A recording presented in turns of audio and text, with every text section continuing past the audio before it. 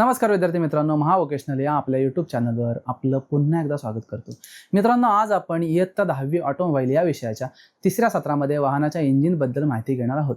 इंजिनचे भाग इयत्ता 9वी या सत्रामध्ये आहेत. जेव्हा आपण इयत्ता 9वीचे व्हिडिओज प्रदर्शित करू तेव्हा आपण हे भाग पाहणार आहोत. सदर सत्रामध्ये आपण स्क्रीनवर दिलेले हे दोन मुद्दे समजून घेतले असतील. तर यात तुम्ही इंजिनचे महत्त्व स्पष्ट कसे करायचे हे शिकाल आणि इंजिनच्या वर्गीकरणासोबत इंजिनच्या तांत्रिक बाबी सुद्धा शिकणार आहात. आणि यासोबतच आपण स्वाध्याय देखील सोडवणार आहोत. सर्वात आधी आपण इंजिनची व्याख्या पाहूया, कारण पेपरमध्ये हा प्रश्न एका वाक्यात उत्तर देण्यासाठी विचारला जातो. बघा, इंधनाच्या रासायनिक ऊर्जेचे रूपांतर यांत्रिक ऊर्जेमध्ये करून गती व शक्ती निर्माण करणाऱ्या यंत्राला इंजिन असे म्हणतात. आता स्क्रीनवर जे तुम्ही पाहताय तो इंजिनचा एक्सप्लोडेड व्ह्यू आहे. यामध्ये तुम्हाला वरपासून खालपर्यंत इंजिनचे वेगवेगळे भाग पाहायला मिळतील. बरं, आता इंजिन कोणत्याही वाहनासाठी इतकं महत्त्वाचं का आहे? गाडीमध्ये इंजिन नसेल तर गाडी चालूच शकत नाही. म्हणून आपण इंजिनला वाहनाचे हृदय म्हणतो. इंजिनच असं यंत्र आहे जे इंधनाच्या रासायनिक ऊर्जेचे रूपांतर यांत्रिक ऊर्जेमध्ये करतं. इंजिन हे गाडीच्या शक्तीचा स्रोत आहे. म्हणजे फक्त गाडी ढकलण्यासाठी नाही, तर गाडीमधील AC, lighting, horn, sound system, heating या सगळ्या गोष्टींसाठी इंजिनकडूनच पॉवर मिळते. आणि म्हणूनच इंजिन शिवाय गाडी जागेवरून हलूच शकत नाही. हे झालं इंजिन आणि त्याचं महत्त्व. पण इंजिनचं वेगवेगळ्या प्रकारात वर्गीकरण होतं आणि हेच खूप सारे प्रकार आता आपण पाहूया. क्रियांच्या सायकलनुसार ऑटो सायकल इंजिन आणि diesel cycle engine. Auto cycle engine हे पेट्रोल इंधनावर चालते आणि ऑटो नावाच्या शास्त्रज्ञाने हे इंजिन कसे चालते ते एका ग्राफद्वारे दाखवून दिले होते. इंजिनमधील क्रिया एकामागे एक घडत असतात आणि त्यांची पुनरावृत्ती होत असते, म्हणून त्याला आपण सायकल म्हणतो. एकूणच सायकल म्हणजेच काय तर चक्र. तर पेट्रोल आणि डिझेल इंजिन हे वेगवेगळ्या पद्धतीने घडत असणाऱ्या क्रियांनुसार चालतात आणि म्हणून त्यांना त्यांची वेगवेगळी चक्र म्हणजे सायकल आहेत. याच एका सायकलला होणाऱ्या स्ट्रोकच्या संख्येनुसार सुद्धा इंजिनचे प्रकार पडतात. 2 स्ट्रोक इंजिन ज्यामध्ये पॉवर आणि कॉम्प्रेशन स्ट्रोकचा अंतर्भाव असतो आणि 4 स्ट्रोक इंजिन ज्यामध्ये सर्व स्ट्रोक म्हणजेच suction stroke, compression stroke, power stroke आणि एक्झॉस्ट स्ट्रोक इत्यादी स्ट्रोक असतात. स्ट्रोक बद्दल डिटेलमध्ये आपण नंतर कधीतरी पाहूया. इंजिनमध्ये जे इंधन वापरले जाते त्यानुसार इंजिनचे प्रकार पडतात, ज्यामध्ये पेट्रोल इंजिन, डिझेल इंजिन आणि गॅस इंजिनचा समावेश होतो. हल्ली पेट्रोलमध्ये इथेनॉल मिक्स करून त्याचा सुद्धा इंधन म्हणून वापर केला जातोय. त्या इंजिनला आपण फ्लेक्स इंजिन असे म्हणतो. काही इंजिन असे आहेत की ज्यामध्ये हेवी ऑइल म्हणजेच खनिज तेल शुद्धीकरणांमध्ये जे डिझेल नंतर निघणारं ऑइल आहे त्याला आपण हेवी ऑइल म्हणतो, तर ते काही मोठ्या इंजिनमध्ये वापरलं जातं. यानंतर इंजिनमध्ये होणाऱ्या ज्वलनाच्या प्रकारानुसार त्याचे प्रकार पडतात. पहिला प्रकार आहे स्पार्क इग्निशन इंजिन म्हणजेच SI इंजिन. आता या इंजिनमध्ये एक स्पार्क प्लग असतो. त्यातून ठिणगी पडल्यानंतर जे पेट्रोल आणि हवेचं मिश्रण असतं त्याला आग लागते आणि त्याचा स्फोट होतो आणि वाहनाला ऊर्जा मिळते.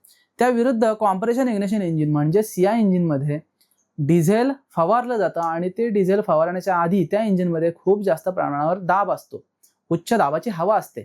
या दाबाने निर्माण केलेली जी उष्णता आहे त्या उष्णतेमुळे डिझेल पेट घेते, स्फोट होतो आणि वाहनाला ऊर्जा मिळते. बहुतांशी 2 व्हीलरमध्ये एक सिलेंडरचे इंजिन असते, म्हणजे त्याच्यामध्ये एक पिस्टन आणि एक सिलेंडर असतो. त्यामध्ये एकच स्फोट होण्याची जागा असते.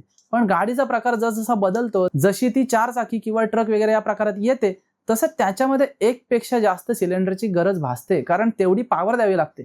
आणि म्हणूनच मग सिलेंडरच्या संख्येनुसार सुद्धा इंजिनचे प्रकार पडतात. यामध्ये 1 cylinder engine, 2 cylinder engine, 3 cylinder engine, 4 cylinder engine इथपर्यंत 1 2 3 4 हे झालं.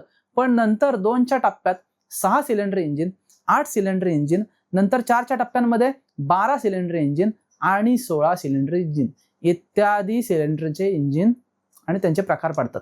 आता हे जे तुम्ही पाहताय ते 1 सिलेंडर इंजिन आहे जे बऱ्याच बाईक्समध्ये वापरलं जातं. 2 सिलेंडर इंजिन काही रिक्षांमध्ये आपल्याला बघायला मिळेल. त्याच्यानंतर 3 सिलेंडर इंजिन काही कार्समध्ये जसे की ओमनी किंवा अल्टो वगैरे असेल त्यामध्ये आपल्याला 3 सिलेंडर इंजिन जास्त करून बघायला मिळतं. मारुती 800 मध्ये सुद्धा आपल्याला 3 सिलेंडर इंजिन बघायला मिळतं. 4 सिलेंडर इंजिन हे बहुतांशी खूप जास्त गाड्यांमध्ये, ज्या लहान गाड्या आहेत 4 व्हीलरमध्ये, इतक्या लहान नाही पण लहान आहेत, त्यामध्ये आपल्याला हे 4 सिलेंडर इंजिन पाहायला मिळतं. त्यानंतर 6 सिलेंडर इंजिन, हे जे 6 सिलेंडर इंजिन आहेत त्या आपल्याला ट्रक्समध्ये पाहायला मिळतात. 8 सिलेंडर इंजिन, आता हे जे तुम्हाला दिसतं इथे ते V8 इंजिन आहे आणि बहुतांशी ज्या मोठ्या गाड्या असतात जसे की फॉर्च्युनर असेल किंवा डिफेंडर असेल, ह्या ज्या गाड्या आहेत त्याच्यामध्ये आपल्याला हे 8 सिलेंडर इंजिन पाहायला मिळतात. यांची पॉवर खूप जास्त असते. ज्या रेसिंगच्या ज्या कार वगैरे असतात ना त्याच्यामध्ये सुद्धा काही कार्समध्ये आपल्याला 8 सिलेंडर इंजिन पाहायला मिळू शकतात. त्याच्यानंतर 12 सिलेंडर इंजिन जे मोठमोठे एक्स्कावेटर असतात, उदाहरणार्थ जेसीबी किंवा पोकलेन, याच्यामध्ये आपल्याला 12 सिलेंडर इंजिन पाहायला मिळतात. हे इंजिन अल्टरनेटरला फिरवतात, तिथून वाहनाला विद्युत ऊर्जा मिळते आणि त्या विद्युत ऊर्जामुळे हायड्रॉलिक ऑइल पंप चालतो आणि हायड्रॉलिक पंप चालवल्यानंतर जेसीबी किंवा पोकलेनचे जे काही बॅक हो किंवा लोडर वगैरे असतात त्यांच्यापर्यंत ती पॉवर पोहोचते आणि मग ते चालतात.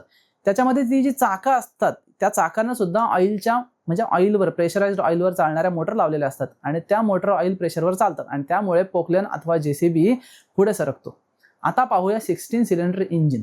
बुगाटी नावाच्या गाडीमध्ये हे इंजिन वापरलं जातं आणि ह्याला आपण W16 इंजिन म्हणतो, कारण दोन्ही बाजूला त्याची रचना V8 सारखी आहे. म्हणजेच 2 V8 इंजिन एकमेकांच्या अशा अँगलमध्ये बसवलेले आहेत आणि एकाच इंजिनमध्ये फिट केलेले आहेत.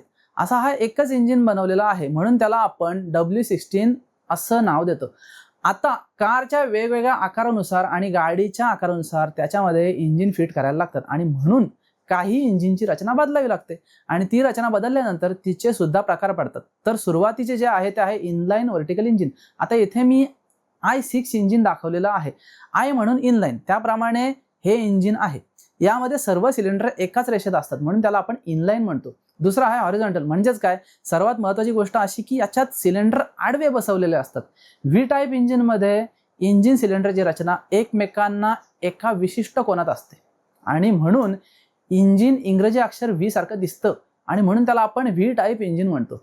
अपोजिट इंजिनमध्ये एकच क्रँकशाफ्ट असतं आणि त्या क्रँकशाफ्टच्या दोन्ही बाजूला सिलेंडरची रचना आडव्या पद्धतीने केलेली असते म्हणून त्याला आपण अपोजिट सिलेंडर इंजिन म्हणजेच एकमेकाच्या विरुद्ध असणारे इंजिन असे म्हणतो. आता हे जे रेडियल इंजिन तुम्हाला दिसतं ना, त्याचा वापर जुन्या विमानामध्ये केला जायचा. आता सुद्धा हे इंजिन वापरले जाते. या इंजिनला इतर इंजिनच्या तुलनेत सर्वात जास्त टॉर्क मिळतो. हे अशा प्रकारची जी विमानं आहेत त्यांना तुम्ही पाहू शकता की रेडियल सिलेंडर इंजिन वापरलेलं आहे. रेडियलचा अर्थ काय तर त्रिज्या. तर ते जे सिलेंडर आहेत ते त्या त्रिज्येवर बसवलेले आहेत आणि त्यानुसार ते गोलाकार बसवलेले आहेत म्हणून आपण त्याला रेडियल सिलेंडर इंजिन असे म्हणतो. इंजिनमध्ये हवा येण्याकरता आणि जळलेला धूर बाहेर जाण्याकरता छिद्रांची गरज असते आणि सोबतच हे छिद्र वेळेनुसार उघडझाप करण्याकरता वॉलची गरज असते आणि या वॉलच्या रचनेनुसार सुद्धा इंजिनचे प्रकार पडतात. यामध्ये L head engine, I head engine, F head engine आणि T हेड इंजिन हे आपण पुढे पाहणारच आहोत, ते तुम्ही पाहू शकता. त्यानंतर I head engine, F head engine, याच्यामध्ये दोन्ही जे वॉल आहेत ते इंग्रजी अक्षर F सारख्या रचनेमध्ये जोडलेले असतात. T हेड इंजिन एकमेकांच्या अपोजिट असणारे वॉल, एकातून इंजिनमध्ये हवा आत येईल आणि एकातून धूर बाहेर जाईल अशा पद्धतीने त्याची रचना केलेली असते.